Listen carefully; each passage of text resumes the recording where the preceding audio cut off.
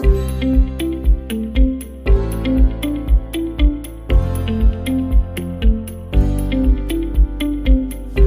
everyone, welcome back to the MetaLogic podcast. I'm Aditya and I have Ryan here today, and we're excited to talk about how machine learning is the secret sauce to Uber success. Hi, Hadi. Hi, everybody. Thank you for having me. I'm pretty excited too to see how Uber uses machine learning. I think it's a pretty interesting use case. Yeah, Ryan, why don't you start off by talking about the reason why Uber was so successful in the first place? The reason Uber was successful in the first place was how cabs kind of operated before Uber came in and how the state of the industry was. So if you look at cabs, the traditional taxi industry. I hated the whole cab industry, and I remember like having to spend a ridiculous amount of money on cabs and not knowing how much I was going to spend beforehand. Yeah, so stuff like that. And also, like, if you're in New York City, New York City is a bad example, but if you're in Boston, for example, and you get out of a Zara store, you walk outside, you want to go back home, you watch 5 cabs go past you, but all of them have people inside. You don't know when the next cab's coming out. So, like, it was such an unpredictable market. It was just take it as it goes kind of thing. Also, in those bigger cities, there tend to be like a lot of tourists, right? And those tourists have no idea whose cab they're getting into for one, and then where in the city they are. You could have a cab driver. We're both familiar with Boston. You could have a cab driver who starts you off in Cambridge, which seems nice, but then is like driving you to all the way to South Boston, and you have no idea. But like Uber allows you to just track where they are and what route they should have been taking. Exactly. So I think at that point, like, I mean, for the past, I don't know, 80, 90 years, cabs have always been there. People have been comfortable with cabs just because cabs were cabs, you know? So they had their flaws, but people really didn't care too much. But then, like, these flaws were like the perfect opportunities for another company like Uber to come in and say, okay, this industry exists. It's been the same way for the past 80 years, but what if we can improve it, you know? Do you think that people were so willing to take up Uber and Lyft and these ride hailing services because there was such a frustration in the market? Because you gotta recognize that they grew so fast, right? Is it because everyone was frustrated and everyone was thinking about what we just brought up and was like, hey, this needs to change? Or what? Honestly, I don't think people were outright frustrated. It's I think Steve Jobs also once said, like, people don't know what they need until you show them, right? Or something along those lines. So Yeah. once now looking back, we can say, okay, compared to Uber's, cabs were frustrating. But at that point when we didn't know what Uber was or what the concept of ride hailing was, I don't think we can classify it as frustration. So it's more that's where, like, the whole futuristic vision comes in, right? Like, how can you see disruption? How can you see what's different from today's state of affairs? And that's what Uber did, Yeah. right? Like, on a high level. So yeah, and also I think this is a good transition into like what Uber introduced, if you want to touch on that. Yeah. So Uber, like Uber was able to introduce, upfront pricing, which was a huge game changer in the market, right?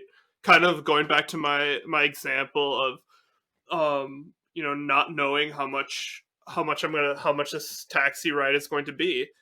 That was a huge frustration, and Uber was able to introduce upfront pricing and kind of tell you a range. And for the most part, I can maybe think of a handful of times where my Uber hasn't been the exact same amount as they've stated. And also, like, I think going back to my point too of like waiting for cabs, the whole predictability aspect of, okay, I'm going to request an Uber. It says 4 minutes away. I see where my driver is. I know who my driver is. It just like adds this whole like comfort level kind of thing to something as seemingly simple as hailing a cab, right? I actually remember now.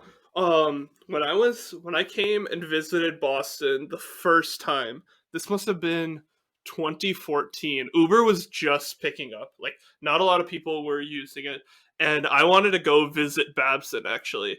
And we took the train, and you know this, but there's no train that goes into Babson. So we took the train to Newton Station, and we got out, and we're like, all right, are we close to Babson? Are we not? We didn't really know. Mm-hmm.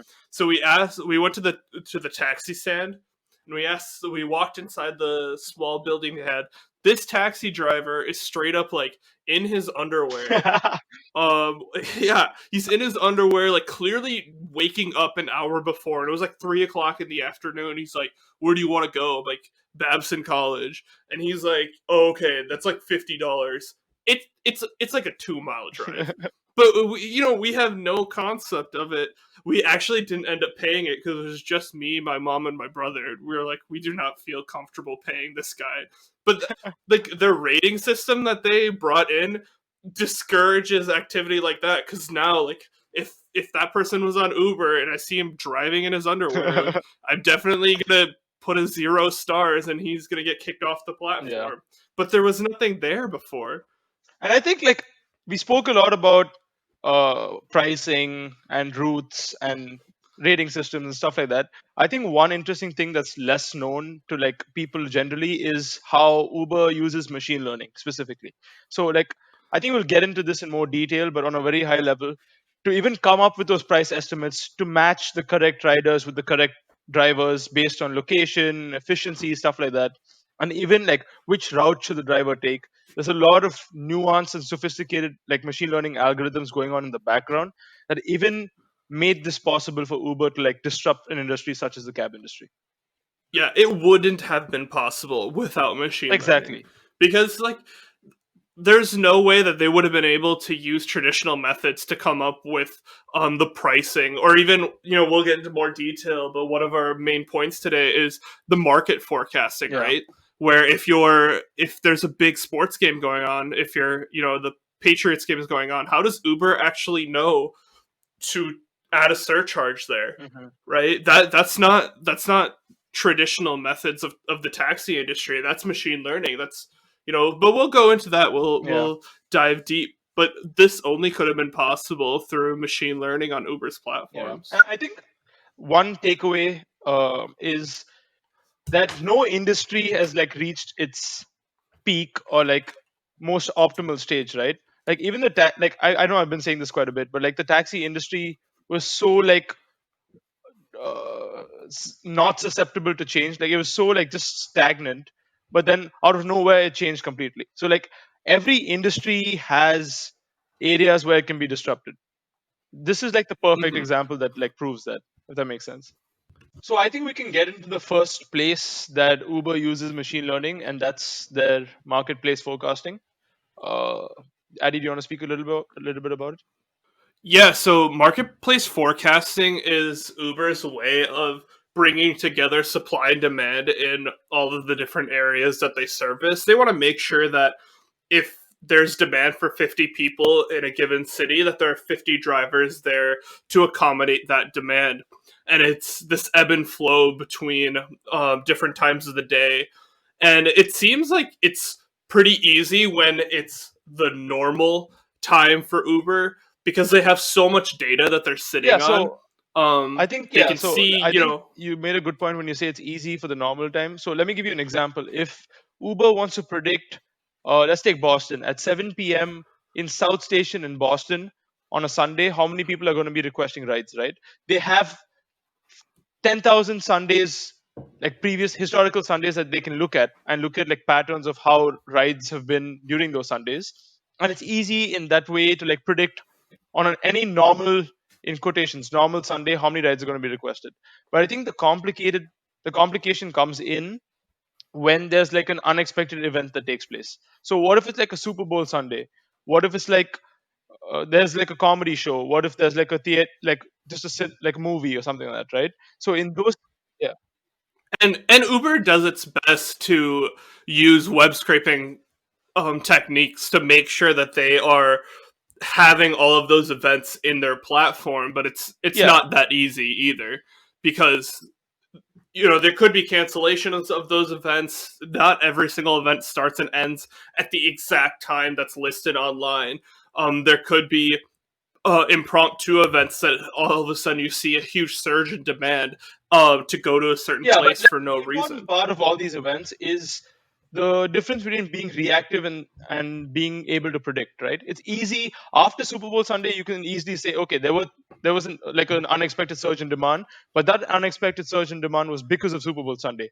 But the whole point that's not the point. The point is to be able to predict that surge, right? And that's where you have web scraping, you have APIs, you have general knowledge of what's going on in the environment that you're serving, in comparison to like the benchmark standard, and how you can sort of integrate those events into your algorithms so that you have drivers when the riders need the drivers. So this also leads to Uber having an increased amount of revenue, because they're allowed to have surge pricing, or not allowed to have surge pricing. Uber is allowed to utilize surge pricing techniques to increase their rates during these hours. But also at the same time, it allows for them to have enough drivers be available, because surge pricing can Yeah. only take you so far, right? You even if you surge it, but you still have an under not enough drivers there, you're not going to have the maximum Yeah. amount of And revenue that you also, like, can. from a technical standpoint, I think it's interesting from the research that we did that Uber uses RNN models. So I think it's perfect because RNN models are a type of neural network, right? That are specifically good for forecasting and time series data. So in this specific case, you have data of weekdays at different times for the past, like historical, I don't know, 50 months, for example. So when you have timestamps to your data, when you Mhm. have a certain time element, it makes sense to use algorithms such as these. And the interesting thing is they don't rely on one specific algorithm. They look at outputs from different algorithms and sort of combine it together into like one predictive output, if that makes sense. Yeah, and just the information that they've released online says that they have over 500 million data points coming into their company at any given time, Mhm. which is insane. The amount of data that they collect I think all around the one world. interesting thing with marketplace forecasting is, but yeah, of course you need drivers to be there when drivers are needed, right? But then, okay, let's say we have 350 rides that are requested at 7 p.m. on a Sunday, and you have the capacity to fulfill those rides when it comes to drivers. But now the next step in this marketplace forecasting is matching a specific rider to a specific driver, right? There could be four potential drivers that a rider can get matched to, but Uber has another set of algorithms again over here that kind of optimizes which driver a given rider gets like put onto. For example, you can have a driver that's not the closest to you. There may be a driver that's closer to you, but you still get matched to the driver that's a little further away. And that again could be due to like due to like a lot of reasons, right? You can have a closer driver could be looking the other Hmm. direction, and it might actually take them like 20 minutes to get around to you, stuff like that. So Uber's algorithms account for all of this. They Yep. account for efficiency, optimal times, satisfaction, and things like that. All these sort of characteristics. And I think that's a great transition into our next point, which is the route optimization specifically, and how Uber is Yeah. able to achieve that. So Uber is able to optimize their routes by taking into consideration, potential traffic jams, construction, and not as opposed to traditional taxi services, which don't look at the most optimal route. Uber will actually direct you around those disturbances to make sure that you're getting the most amount of value for your ride. And I think it's even more evident when you look at Uber pools. So Uber pools, if you don't know, they're ride sharing, right? You can have two or three people come on and share like a cab. And in this case, when you have two or three people with three different departure points and three different destination points, this whole route optimization thing gets a little more complicated. You want to go you have to make sure that all three riders go in a similar direction, that their destinations are not too far apart, stuff like that, right? It gets a little more complicated when you add on few people and more variables. And I think that Uber does a good job when it comes to optimizing those routes, though. What do you think, Adi? Yeah, I mean, I think that when Uber Pool first started, people used it a lot, but I think that it's kind of teetering out a little bit because Uber does such a great job with route optimization, anyways, on their Uber X's, that most of the time you don't actually see that much of a price difference between the Uber Pool and the Uber X, but it is a great way to save a little bit of money if you don't have to be somewhere right away. And I think with this whole route optimization thing overall, it's very beneficial for Uber because similar to Southwest, right? Like that whole airplane model of like quick turnovers, it allows drivers to service like many more rides in their like 2 hour period that they want to drive. So it's more Hmm. revenue for them, more revenue for Uber. So optimizing routes is in everybody's favor. The Yep. user is satisfied, right? If you have a shorter ride. So yeah, I think it's a great tool, a great set of algorithms that they use. Yeah. And it's a comfortability thing too. Like when I can see where my driver is supposed to be going. I know I have definitely been that annoying person in the car and said to my Uber driver like, "Hey, this isn't where the route is supposed to take me. You were supposed to take that last exit, or you're supposed to take the next exit." Like I'll tell them that, because for me, I feel more comfortable if the Uber driver follows the exact route that's on the phone, not if they're like, "Oh no, I know a back alleyway." And so Yeah. it's a great thing from a UI UX standpoint as well. So let's move on to our final section, which is pricing. So Uber uses machine learning algorithms when it comes to pricing as well. More specifically, when they estimate the price of a cab before the cab is even taken. So in this, they're using different variables such as distance, time, starting point, ending point, what the weather is going to be like, and stuff like that to predict what the price of a given ride is going to be. And also, you know how Uber gives you the ability to sort of estimate the price of a ride in the future. So I can see how much a ride 4 days from now is going to cost me. In that case, too, like that they're predicting the price. So they need predictive algorithms. And they do make use of machine learning algorithms for this functionality as well. Yeah, and this is a complete different change from the traditional taxi industry, right? Because like we stated before, when you took a taxi, you have no clue how much that taxi was going to cost.